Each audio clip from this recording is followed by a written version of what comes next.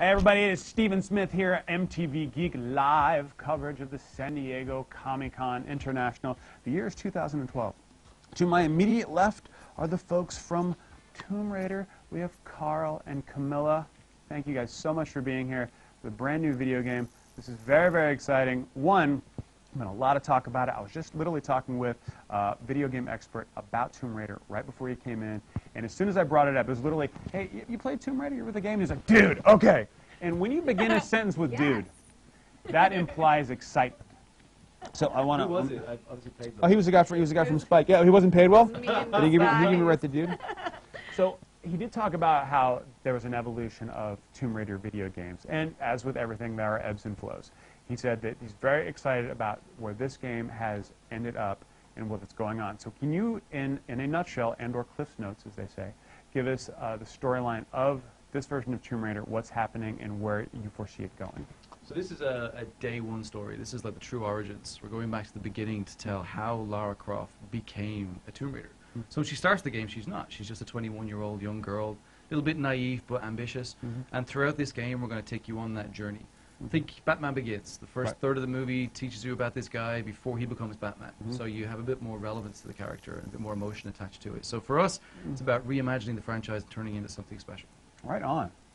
And Camilla, when you found out about the game, was it something, were you a fan of the game? Was it something you were approached and they were like, this is like the style we were looking for in this character? How did your role come about? Well, when I first auditioned for it, I didn't actually even know that it was Tomb Raider. They had a code name for it called Cryptids, and when I read the breakdown of the character, I thought, God, this girl sounds like Lara Croft. And so when I went into the audition, I actually wore boots and shorts. Fun fact, people. Well done.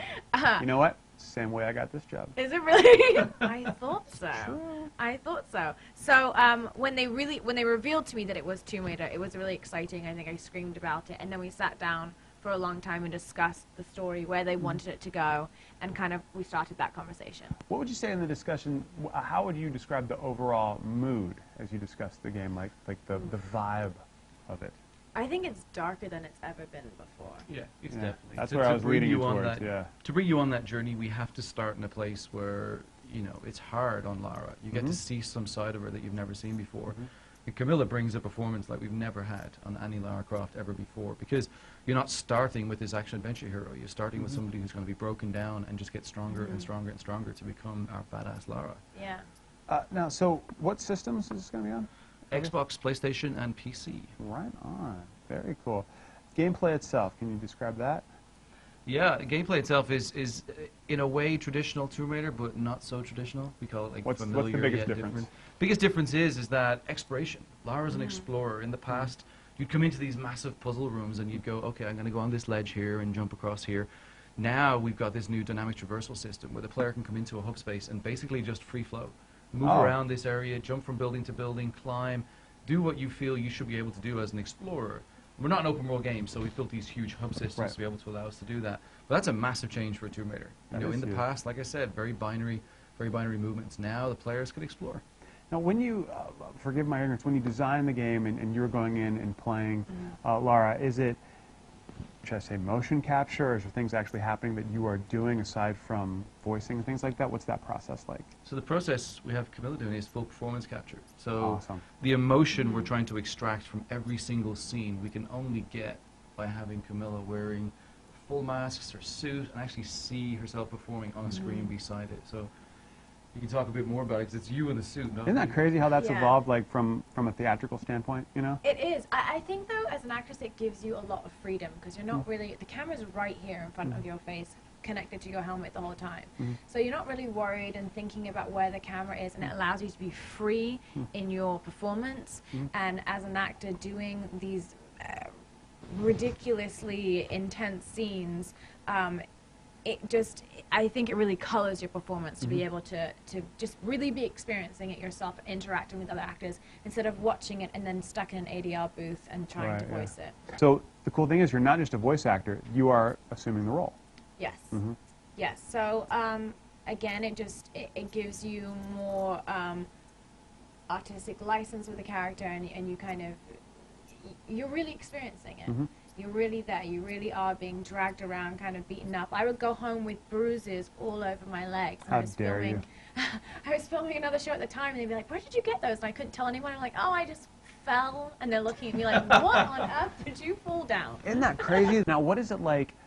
I mean, how do you wrap your head around being a performer, knowing that your character in a video game that you have worked on, assumed, done stuff with, is now going to be controlled by someone? I have a lot of trust in everyone that works on the game, because also I do get to see scenes as I'm going along. In the past couple of years, it's not like I've never been able to watch any playback. So I've seen scenes and I've seen what they've done, and it's just been so incredible that I completely trust everything they do. That's great. Yeah. And then you're going to see people actually playing the game as you. I saw it today over at Comic-Con, and I was kind of blown away. How surreal was that? Very surreal. Very, very surreal. It's also nerve-wracking. This is the first time as a studio it's hands-on at a show. So Really? I'm walking by, looking at it, going, "Oh dear." How you doing? You okay? We're doing okay now. The studio, all right. The lack of a bar over there is really infringing on everything that's going. Yes. It's fascinating how with film there's now trailers, you know, for video games and things like that. Was that something shot completely separate, or was that culled together from things you had worked on? So the first trailer that we put out, the Turning Point trailer, which was all the CG that I directed with our team in Japan, we sat and sort of said, it's an origin story, let's create something from the very beginning, and then we brought Camilla in to do hundreds of lines. I'm sure you were sick of doing retakes and retakes, because it was a very important, it's the first time you not only see a character on screen, but you hear the voice for the very first time. So it was painstaking getting that ready. And then the latest trailer that we did, Crossroads, was really taking all the content from in-game. It was all about making sure that we could show people how we're bringing it to life in the game. And we used all the VO that Camilla had done from the game. But the first one was an important one. Yeah. That's nerve-wracking. That's got to be hard to know that. And it's also very hard to step away. Like, what's that dude, Picasso?